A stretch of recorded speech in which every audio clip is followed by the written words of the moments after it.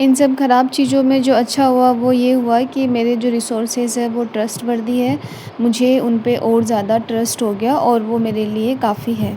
आज की वीडियो में मैं बात करूँगी कि मेरा पेपर कैसा हुआ है और मेरे कितने क्वेश्चन मैंने अटेंड किए, कितने ठीक हुए हैं, कितने नेगेटिव में गए हैं और साथ में मेरे घर के काम भी चलते रहेंगे जो मैंने लॉन्ड्री से स्टार्ट किया है क्योंकि घर काफ़ी मैस हो गया था। तो चलते वीडियो शुरू करते हैं। Hello everyone, welcome back to the channel जिज्ञासु। कैसे हैं आप सब? आई होप कि आप सब अच्छे होंगे। मेरी तैयारी स्टार्टिंग से अच्छी चल रही थी और मैंने देखा था सिलेबस काफ़ी बड़ा था, लेकिन उसके बाद भी मैंने 2 बार सिलेबस कवर कर लिया था।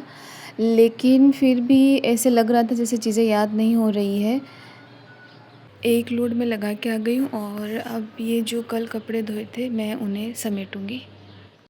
उसके बाद में मैंने अपना फ़ोकस सिर्फ़ 40% पे किया कि चलो ठीक है, मैं सिर्फ़ 40% का टारगेट रखती हूँ ताकि कम से कम फर्स्ट पेपर तो मेरा अच्छा हो जाए। सेकंड पेपर मेरा अच्छा चल रहा था तो उसकी मुझे टेंशन नहीं थी। फर्स्ट पेपर में था कि पता नहीं मैं क्वालीफ़ाई भी नहीं कर पाऊँ।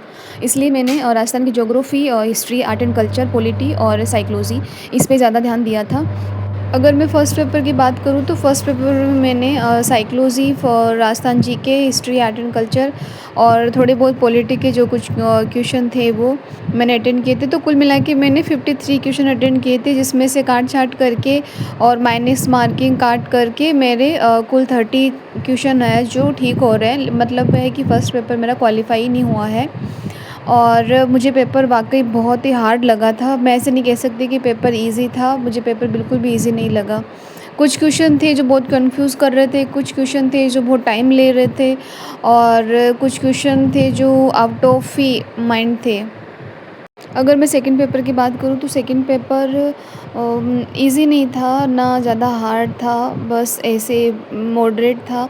लेकिन प्रॉब्लम ये हो रही थी कि वो टाइम बहुत ज़्यादा ले रहा था, जिसकी वजह से मैं ज़्यादा क्वेश्चन अटेंड नहीं कर पाई।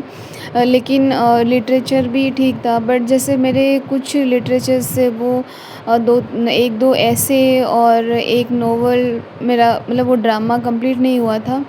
तो और पोइट्री भी मैं 10 पोइट्री कंप्लीट कर पाई थी।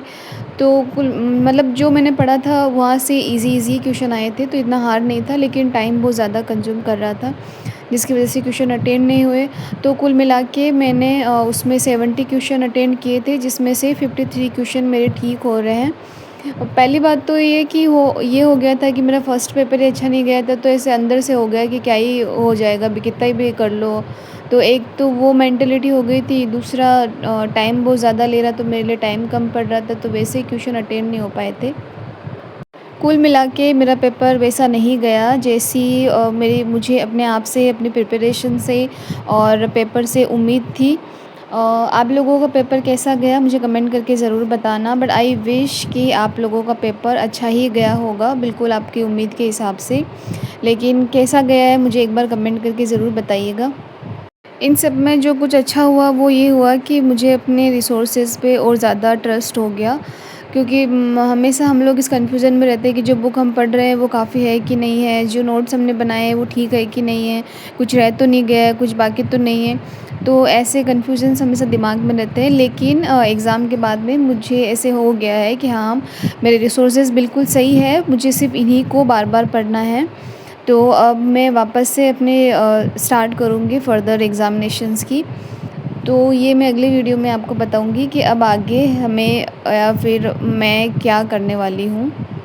तो अभी एग्ज़ाम के चक्कर में काफ़ी मेरा घर फैल गया था, तो लास्ट 1 मंथ में मैंने काफ़ी काम कम कर दिया था। डीप क्लीनिंग या रूटीन क्लीनिंग भी नॉर्मल करती थी मैं। तो अभी मैं अपनी पूरे घर की साफ़-सफ़ाई के साथ में ही अपनी पढ़ाई को कंटिन्यू करूँगी। तो ये था आज का मेरा व्लॉग और मिलते हैं अगले वीडियो में। आप मुझे कमेंट करके ज़रूर बताइएगा कि आपका पेपर कैसा हुआ और आपके अकॉर्डिंग पेपर कैसा था, पेपर का लेवल किस तरह का था। मिलते हैं अगले वीडियो में, तब तक के लिए खुश रहिए, मस्त रहिए। Thanks for watching.